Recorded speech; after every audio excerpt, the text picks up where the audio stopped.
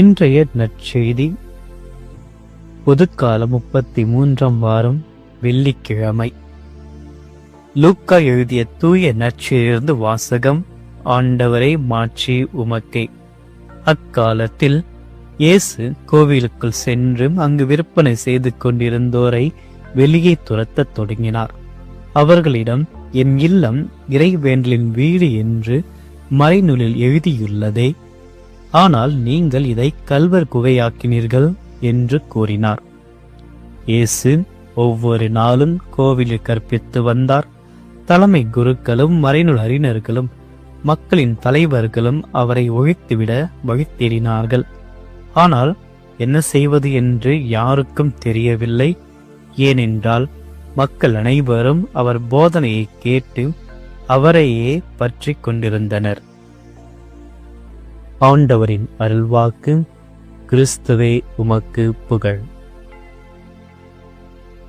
இயேசுவில் பிரியமான அன்பு சகோதரமே, தமிழ் கத்தோலிக்க யூடியூப் சேனலின் அன்பு பக்தர்களே, உங்கள் ஒவ்வொருவரையும் இறைவன் நிறைவாக ஆசீர்வதிப்பாராக.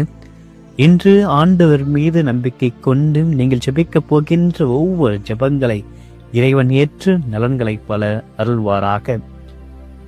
பிரியமானவர், இன்றைய நற்செய்தி வாசகத்துடைய மிக முக்கிய வரிகளான என் இல்லம் இறைவேண்டலின் வீடு என்று இறைமகன் குறிப்பிடுகின்றார். இயேசு தன்னுடைய பாசமிகு உறவை, பாசமிகு தொடர்பை ஆலயத்தில் வைக்கின்றார்.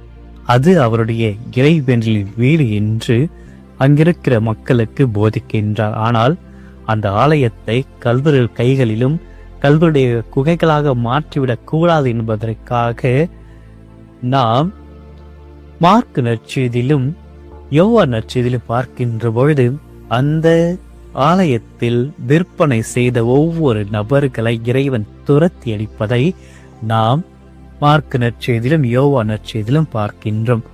ஆக இன்று லூக்கா நற்செய்தியில் இறைவன் இந்த வார்த்தைகளை கற்பிப்பதன் மூலமாக தொடர்ந்து இதே கோவிலில் செபித்தும் போதித்தும் வருகின்றார். அதை பாதுகாக்கவும் புனிதமாக வைத்துக் கொள்ளவும் இறைவன் முற்படுகின்றாகவே இந்த புனித இடத்தை இறைவன் மீட்டெடுப்பதை தான் இன்றைய நற்செய்தி வாசகம் நமக்கு குறிப்பிடுகின்றது. ஆக இந்த ஆலயத்தை அசுத்தம் செய்கின்ற ஒவ்வொரு நபர்களுக்கு எதிராக இறைவன் செயல்படுகின்றார். அதில் வருபவர்கள் இறைவனை சந்திக்க வேண்டும்.